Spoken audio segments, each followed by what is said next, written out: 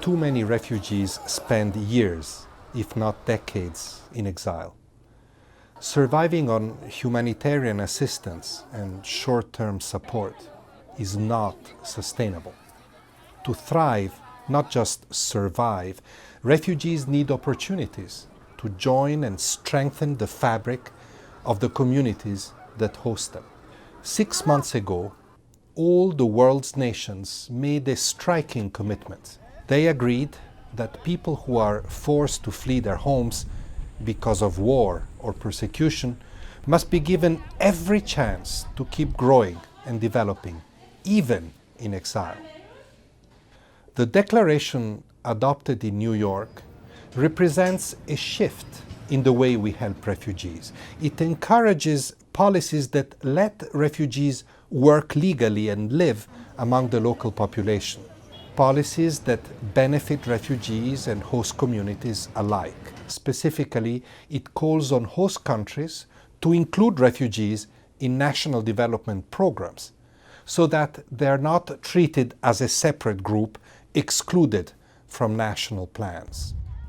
What's more, it envisions a world where refugees are no longer living in camps, no longer cut off from society, no longer dependent on humanitarian assistance alone.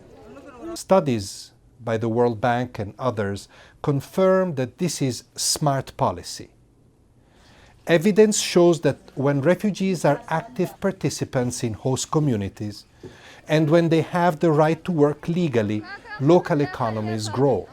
Today, more than half of the world's refugees live in urban settings. When given the chance to live in settlements and villages and cities rather than camps, refugees have an opportunity to contribute to the development of the communities that host them. This creates a virtuous cycle with refugees and host communities mutually empowering each other, socially and economically. So for some countries, this model is not new. Take Uganda. It hosts more refugees than all but a few other nations on earth. It is not a rich country, but it continues to offer protection to refugees who have been in the country for decades. And it does this while keeping its borders open, taking in more refugees from South Sudan and other countries every single day. Uganda's response is remarkable. Instead of being hosted in camps or confined in remote locations away from local communities and services, refugee families receive a plot of land to live on and farm. They're allowed to work and to start businesses.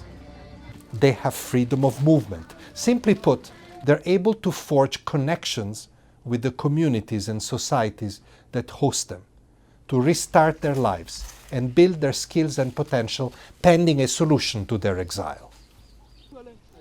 By helping refugees thrive, the Ugandan approach helps local communities to develop at the same time.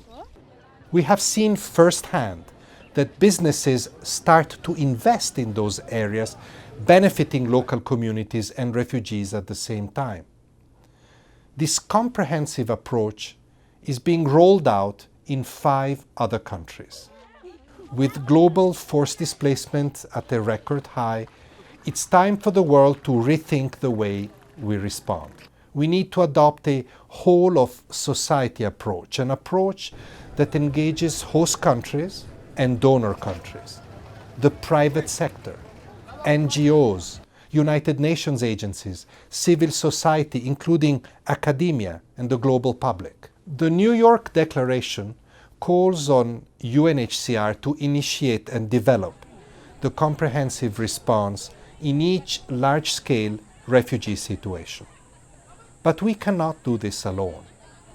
All of us, private businesses, government, NGOs, and international organizations should embrace this new way of working to transform the manner in which we support refugees and the communities that host them.